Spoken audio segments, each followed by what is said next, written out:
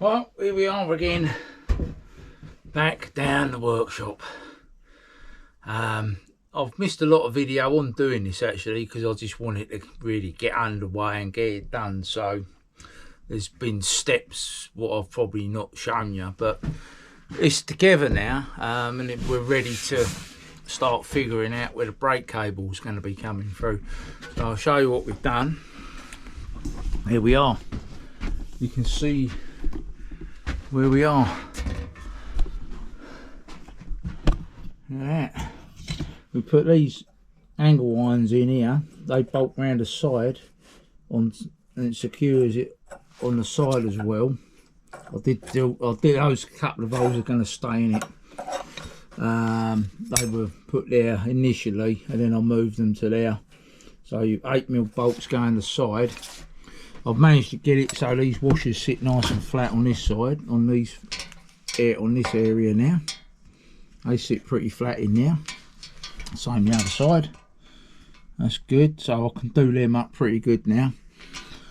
And it's the same that side. So with a bit of fettling, done a bit of fettling work, and they sit in quite well now. So just enough space. Just enough space. Same with that one. So yeah, they work all right. Now we've got to sort out the brake business. You can see its weight is starting to weigh a bit now, so there you are. You can see what we've done.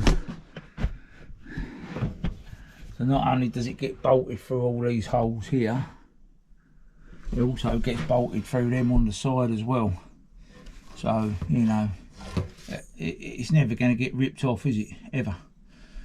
Got a bit more paintwork to do here, but I'm going to have to, there's probably a bit of welding or something I'll need to do on this area for the brake cable. So I'm not too worried with that in a minute, because I can always paint that. Even on the vehicle I can paint that with a bit of Amorite, so that'll be okay. So we're ready to put this back on and try and figure out where the cable's going to be coming in. But first I've got to need to move the vehicle, because I haven't left enough room to put the A-frame on it to see where it comes out. So we've got to do all that yet. But anyway, that's how we are with that. That's how it looks at the moment. So yeah, quite a bit of hard work there is. I know it don't look nothing looking at it on the video, but there's a fair bit of hard work and perseverance involved doing that. So yeah, we're there, we're good. So those people have been watching this video, thanks very much. There's a little bit more to come. Still got to do all the light. We've still got to do the lights and put the diodes in for the lights. I'm going to fit diodes anyway, even if I don't need to on the vehicle, just because, well, why not? You won't get any back feed of voltage on anything then, it'll just be the rear lights working. So we've got to sort all that out. But yeah, that's it for now. Well, we did do this as well. I'll put another piece of metal across this area. I know it doesn't look a lot, but once again it gives a brace on all this area. So we couldn't go any lower with this angle iron, because there's something down here what sticks out which would get in the way. So we've come as low as we can come with it. But like I say, there's a lot of bolts holding that on, and that's not going nowhere. So now we just got to sort the next part of the job out. So there we are. Thanks for watching. That's a bit of an update. I don't know if I'm going to add to this video. I might do.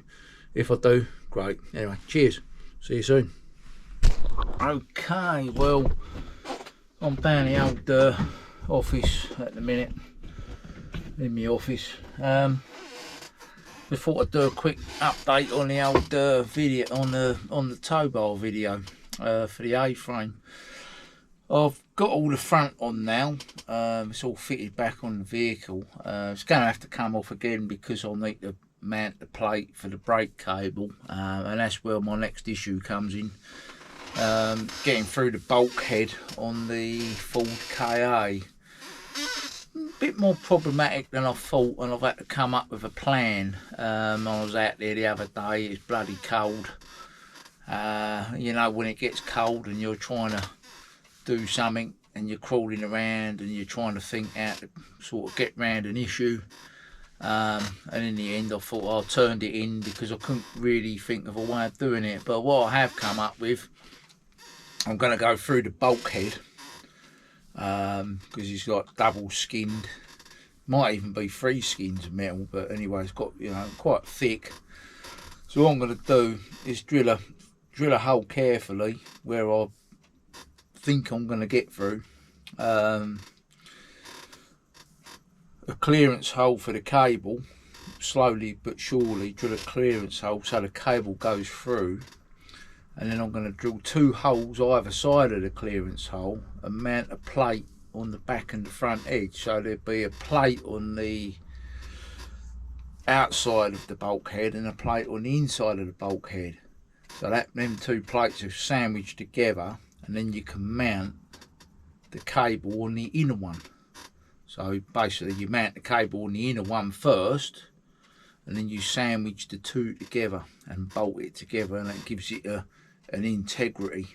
That's the way I see of doing it. It's all got to be nicely prepared metal and cleaned and, you know, painted and sealed and all the rest of it. And it's definitely a job for a better day, because I don't really want to be out there trying to do it in the cold and damp and miserable kind of weather we've had recently. But I say I've achieved quite a bit over the last couple of days. The previous little bit of video shows that it was all painted and that's now got bolted back on so we can use the vehicle. But the next stage will be probably done in the slightly better weather. So, but if anyone's got any ideas, or if anyone has done that job themselves and they've got an idea how to do it on a KA, maybe you can drop it in the comments. I'm open to suggestions, but I've got a bit of a plan. And obviously the routing of the cable is quite important, because there's not a lot of room there in the KA to get the cable round. It's doable, but there's not a lot of room. So yeah, anyway, we'll get there. We will get there. We're not going to let it beat us. And as I say, it's, you know, another part of the jigsaw puzzle, but it will all be sorted out. I know it will. But unfortunately I've come to a bit of an end at the moment, because I ain't crawling around out there in the cold weather. I've done enough of it at the moment. So, but there you go. On a plus point, the motorhome got an MOT this week. That was good. Not really any issues. So that was good. And things are looking all right in that respect. So anyway, once again, thanks for watching. Thanks for the new subscribers who've just subscribed. And, you know, please make a comment if you've done this sort of stuff yourself, or you're thinking about doing it. Just be warned, if you're thinking about trying to do these things, make sure you do a good job, because you're, you know, you're the man responsible kind of thing. So yeah, it's got to be right. It's got to be right.